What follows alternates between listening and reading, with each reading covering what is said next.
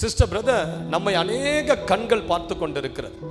எப்ப நீ விழுவேன்னு பார்த்துக்கிட்டு இருக்குது, எப்ப நீ மண்ணோடு மண்ணாவன் பார்த்து கொண்டிருக்கிறது, எப்போ உன் வீட்டில் ஒரு துக்கம் சம்பவிக்கும் என்று பார்த்து கொண்டிருக்கிறது, எப்ப நீ கடன்காரனா மாறுவன் என்று சொல்லி மனிதர்களுடைய கண்கள் நம்மை பார்த்து கொண்டிருக்கிறது.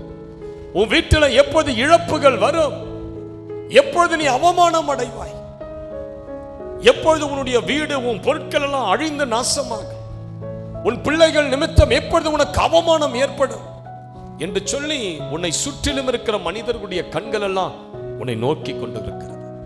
மனிதர்களுடைய கண்கள் பாருங்க, யார் அவமானப்படுவாங்க, நீ எப்ப விழுவ, உன்னுடைய வீழ்ச்சியை பார்த்து எப்ப சிரிக்கலாம், நீ எப்ப கண்ணீரோடு நிற்ப, உன் கணவர் உன்னை விட்டு எப்ப போக போற, நீ எப்ப அவமானத்தால் தலகுனிய போற, உன் படிப்புல எப்ப நீ அவமானப்பட போற, எப்படி உன் வேலையை இழக்க போகிறாய், எப்பொழுது உன் பிள்ளைகளை நீ இழக்க போகிறாய், நீ அவமானப்பட்டு வேதனைப்பட்டு நீ அப்படியே நீ அனாதைய போல நிற்பதை கண்டு உன் சொந்தக்காரர்கள் எல்லாம் அதை பார்த்து சிரிக்கணும்னு சொல்லி அநேக ஜனங்களுடைய கண்கள் உன்மேல் நோக்கமாயிருக்க, அதே நேரத்தில் பரத்தில் இருக்கிற தேவனுடைய கண்களும் உன்னை பார்க்கிறது.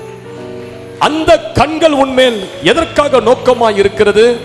2 நாளாகமம் 16:9 சொல்லுகிறது, தம்முடைய வல்லமையை விளங்க பண்ணும்படி கர்த்தருடைய கண்கள் பூமி எங்கும் உலாவிக் கொண்டிருக்கிறது. சிஸ்டர் பிரதர், மனிதருடைய கண்கள் எல்லாம் உன்னை கீழே விழத்தல்ல, நீ அவமானம் அடைவாய் என்று உன்னை நோக்கி கொண்டிருக்கிறது. ஆனால் இந்த இரவு வேளையில கர்த்தருடைய கண்கள் உன்னை பார்த்து கொண்டிருக்கிறது. எதற்காக? உன்மேல் தமது வல்லமையை விளங்க செய்து நீ விழுந்த அதே இடத்திலே உன்னை சாட்சியாய் தூக்கி நிறுத்த